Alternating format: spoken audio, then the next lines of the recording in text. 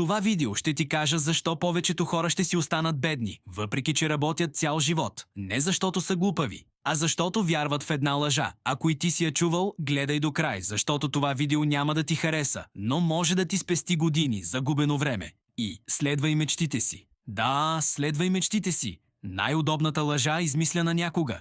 Толкова удобна, че хората я повтарят докато седят на дивана и се чудят защо животът им не мърда. Сериозно ли вярваш в това? Ти тъп ли си или просто ти е по-лесно да вярваш, че някой ден нещата сами ще се подредят? Седиш, скролваш, гледаш клипове за успех и си мислиш, че и ти си на път. Не си, ти си в пауза. Мечтата не е план. Мечтата е упойка. Тя е оправдание да не работиш здраво. Оправдание да не станеш добър в нищо. И после да обвиняваш държавата, шефа, системата, родителите и времето. Всеки ден си мечтаеш да си богат и успешен като Илон Мъск, но не можеш да си платиш тока. Това не е съдба. Това е диагноза. Илон Мъск не е станал Мъск, защото е лежал и си е визуализирал ракети. Човекът е работил по 18 часа на ден. Спал е по пода на офиса и е бил на ръба на фалита повече пъти, отколкото ти си ставал рано сутрин. Стив Джобс не е станал легенда, защото е мечтал красиво, а защото е бил обсебен от работа, детайл и контрол до степен хората около него да го мразят. Кристиано Роналдо не е просто талант. Той е резултат от хиляди часове тренировки, докато други са казвали «имам талант, ама днес не ми се тренира». Разликата между тях и повечето хора не е мечтата. Всички мечтаят. Разликата е, че те са трупали часове, докато останалите са трупали оправдания. И ето истината, която никой не ти казва, защото не продава добре.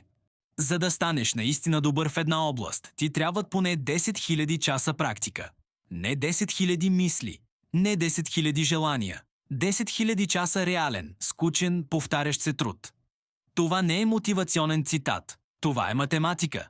И ако това те плаши, значи не си готов за успех, а само за приказки. Мечти без умения са ала-бала. Мечти без пари са приказки за глупаци и идиоти.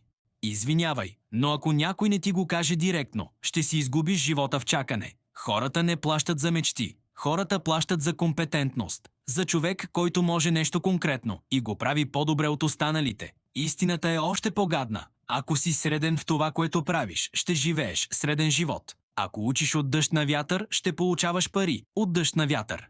Ако сменяш посоки на всеки 3 месеца, защото си се вдъхновил от поредния клип, ще останеш вечният начинаещ. И после ще мразиш хората, които не са се отказали.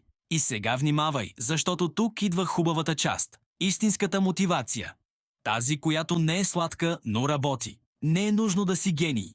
Не е нужно да си специален. Не е нужно да си избран. Нужно е да си дисциплиниран. Ако работиш всеки ден в сферата, в която вече си, ако учиш, вместо да мечтаеш, ако търсиш възможности, вместо оправдания, ако се развиваш дори с 1% на ден, след тези 10 000 часа няма да имаш мечта. Ще имаш стойност, ще имаш избор, ще имаш пари. Спри да мечтаеш какъв ще бъдеш някой ден. Започни да работиш какъв ще станеш. Мечтите са за сън.